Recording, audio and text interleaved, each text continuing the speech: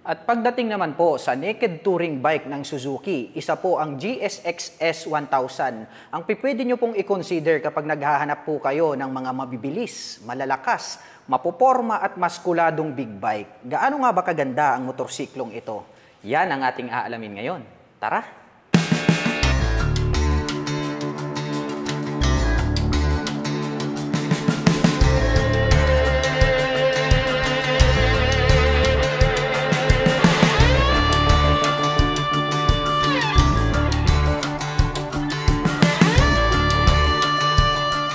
Napaka-futuristic din pala ng dating nitong kanilang Suzuki GSX S1000 dahil ito pong kanyang forma ng kanyang headlight is para po siyang transformer. Very attractive yung kanyang dating.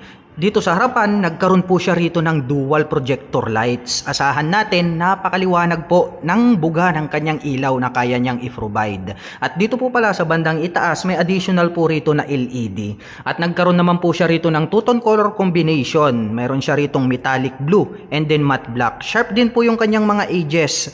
Napakaporma ng kanyang datingan. At sa bandang gitna naman po, nagkaroon siya rito ng Suzuki na naka-intact. Tapos nagkaroon po siya rito ng parang carbon finish. At ito pong positioning nitong kanyang mga turn signals nandirito sa bandang itaas kaya very visible po siya. Ang kagandahan niyan is LED na rin po yung kanyang ginagamit dito po sa kanyang lighting system. At ito pong kanyang inverted telescopic fork, very attractive agaw pansin dahil nga po yung kanyang color is gold. At ito po ay pang long endurance kaya maaasahan natin na makakapagbigay po ito ng outstanding na bouncing performance. At ito naman pong kanyang braking system dito sa harapan, ito po ay equipped with dual rotor disc brake. So magkabilaan po yan. At ito po ay mayroong dual pot caliper. Brembo po yung kanyang brand. Kaya more reliable po yan. Mayroon din po siya ritong additional na light reflector na bilog. At ito pong kanyang stock na front fender. Metallic black naman po yung kanyang color. Napakalapad din po niya. At ito naman pong kanyang cast wheel is blue color. Wide design po yung kanyang pagkakadesenyo. At ang mga sukat naman po ng gulong rito sa harapan, ito po ay mayroong sukat na 120 by 70-17.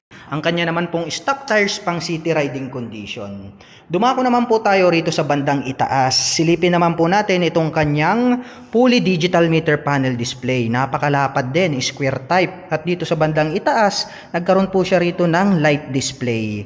At mayroong mga indicators dito naman po sa magkabila. Nakalagay naman po rito yung kanyang model name na GSX-S.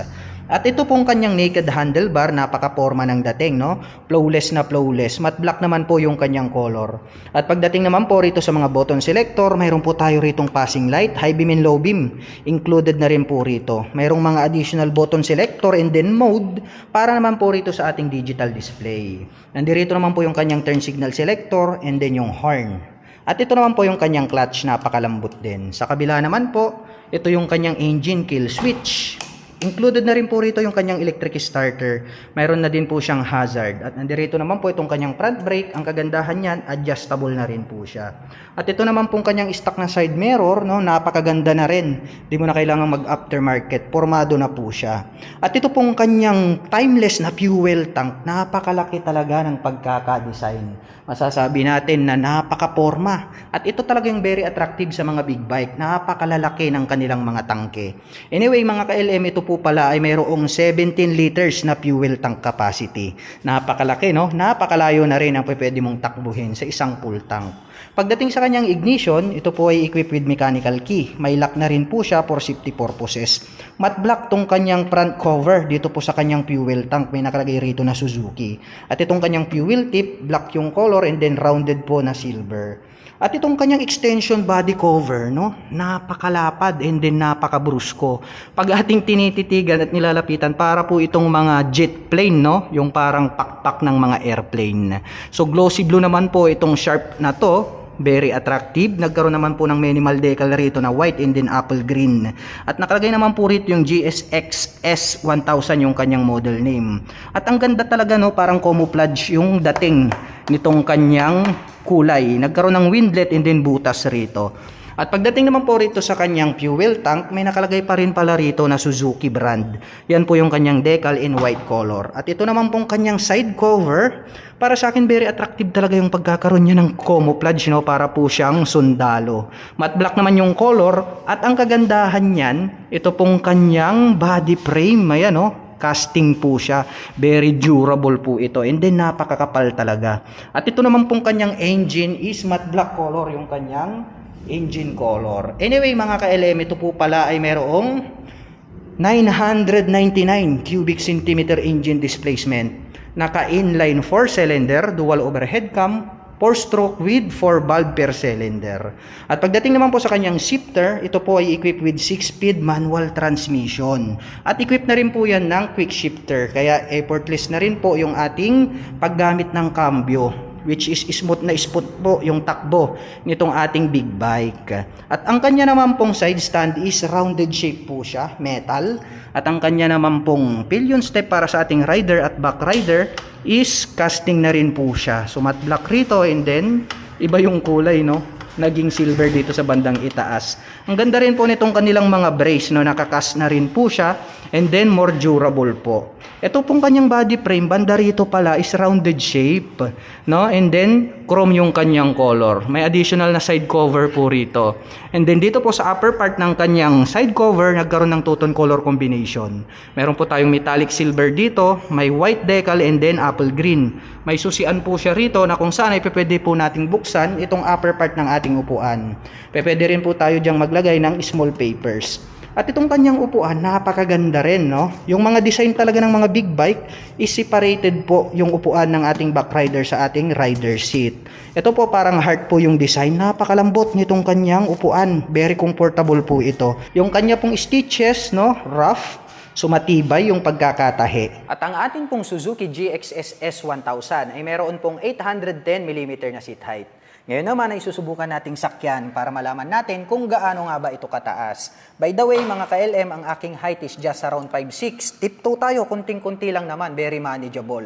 Kaya masasabi ko na very comfortable ito para sa mga tulad ko na 5'6" in height. Mapunta naman po tayo rito sa kanyang cast na swing arm. Ito talaga, napakakapal.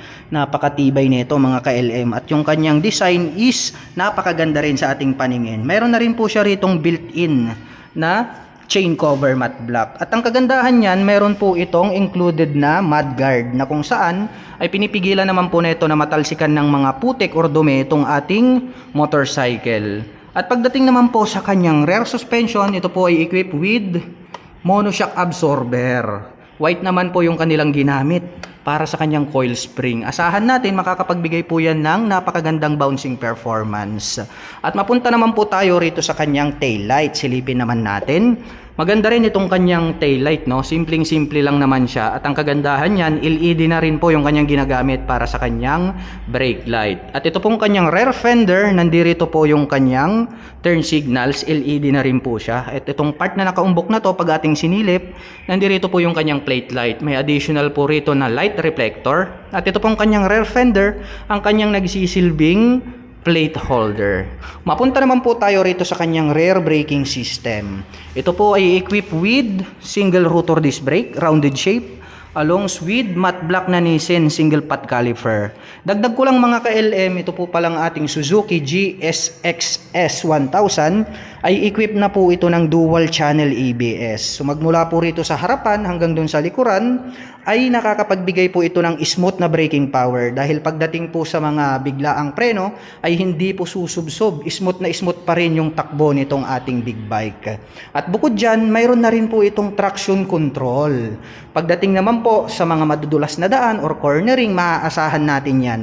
Dahil dito po sa bandang likuran, mayroon po tayo ritong sensor na kung saan kapag na-detect niya po na mag-o-overlap yung ating gulong rito sa likuran, ay agad niya pong hahabulin at pagpapantayin ang ikot dito sa harapan. Sa ganung paraan ay maiiwasan natin na madulas or masemplang itong ating big bike. Kaya napakaganda niyan, no? Mayroon na siyang dual channel ABS, naka-quick shifter na po siya, and then mayroon pa siyang traction control system. At ito naman pong kanyang task wheel dito sa likod, blue yung kanyang color, Y design. At ang mga sukat naman po ng kanyang gulong rito sa likuran, ito po ay may sukat na 190, by 50-17. Napakalalapad nitong kanilang mga stock tires. Ang advantage naman yan, pag malalapad po yung ating mga gulong dito sa likuran hanggang sa harapan, ay nakakapagbigay po yan ng added stability in any road condition. At napakaganda, no? Napakaporma nitong kanyang stock pipe. Dahil nga po ito ay stainless. At nagkaroon po siya rito ng single exhaust. Yung kanyang tip is parang dark silver. Stainless na rin naman po itong kanyang stock pipe and then itong kanyang head protection guard. At ang kanya naman pong rear brake is cast na rin po siya, matte black, kaya hindi po ito nagraras. Yun ang advantage niya, no? Napakaganda ng mga kinabit nila ritong mga parts. At dito sa bandang ibaba, nagkaroon po siya rito ng additional na cover para naman po rito sa kanyang engine extension body cover. Napakaganda, no? Ang lupit ng dating nitong kanilang GSX S1000. Very futuristic dahil nga po parang robot yung kanyang datingan. At isa pa, napakamaskulado kahit saang banda mo tignan. Very attractive talaga yung kanyang dating. At ang presyo naman po ng ating Suzuki GSX S1000 ay nagkakahalaga po ito ng 755,000 pesos. At kung balak mo naman pong kumuha ng hulugan, ay kailangan mo lang pong mag-down payment ng 213,112 pesos. At pagdating naman po sa kanyang monthly installment, ito po ay mayroong 22,912 pesos. Sa loob po yan ng 36 months. At para naman po sa mga kababayan natin na nakapanood ng video na ito at interesado pong maglabas nitong kanilang Suzuki GSX S1000, ay maaari nyo po silang puntahan at bisitahin. Dito po yan sa Suzuki Big Bike, Calasiao, Pangasinan. In front of Robinson's Place, Pangasinan. At para naman po sa mga gustong magpunta rito, ang kanila pong operation time is starting 9 AM until 6 PM from Monday to Saturday.